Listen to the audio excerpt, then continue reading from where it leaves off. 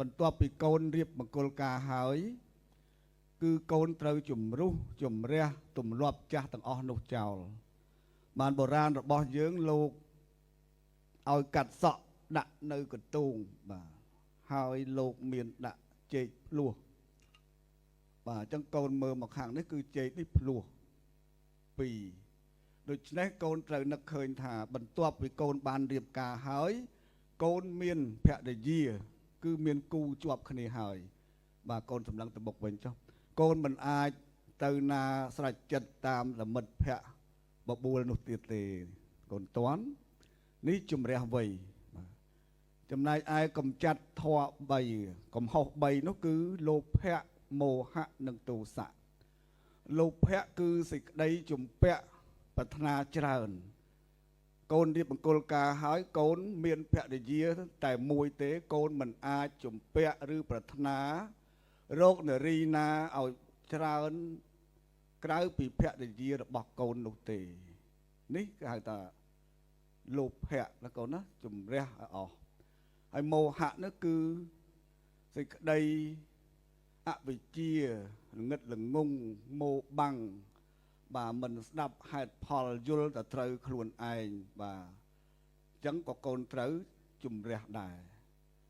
ហើយចំណែកទោសៈគឺការខឹងក្រោធច្រឡោតបាទនាំឲ្យមានអំពើហិង្សានៅក្នុងគ្រួសារក៏កូនត្រូវតែកំចាត់ចេញដែរនេះគឺន័យទី2ចំណែកន័យទី3គឺចម្រើនធម៌4មានន័យថាមេត្តាករុណាមុទិតាឧបេក្ខាដែលកូនត្រូវមាននៅពេលដែលកូនមានភរិយាមានបុត្រធីតាមានមេត្តាបិតាទាំងសងបាទញាតិកាទាំងសងដែលកូនត្រូវបាទមានព្រហ្មវិហារធម៌4ទាំងអស់នេះចំពោះក្រុមគ្រួសារនិងញាតិការបស់កូនអញ្ចឹងកូនតន់បាទ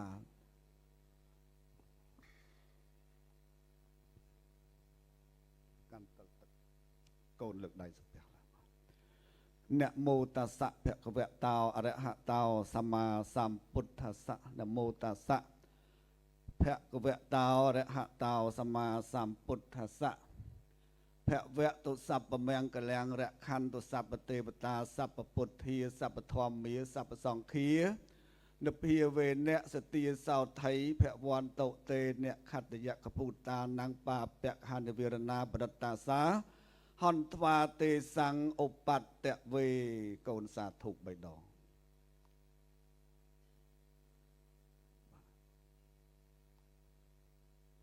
សូមលោកអ្នកភ្លេងលោកអ្នកចម្រៀងលោកប្រគំបទសារិកាកែវសូមគ្រប់អញ្ជើញមេត្តាបិតាកូនកំឡោះ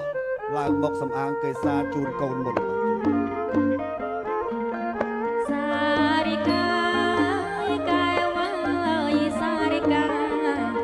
កែវកើតសារិកាកែវអើយសារិកាអូកែវកើត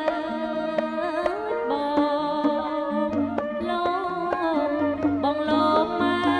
ឲ្យសើចអូណាបងលោកម៉ែឲ្យសើចរលឹងកែវ៉ាសំមើលឡើយជើងថ្មិញ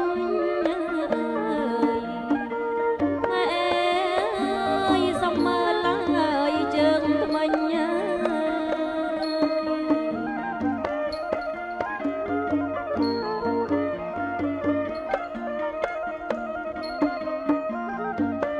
អូណា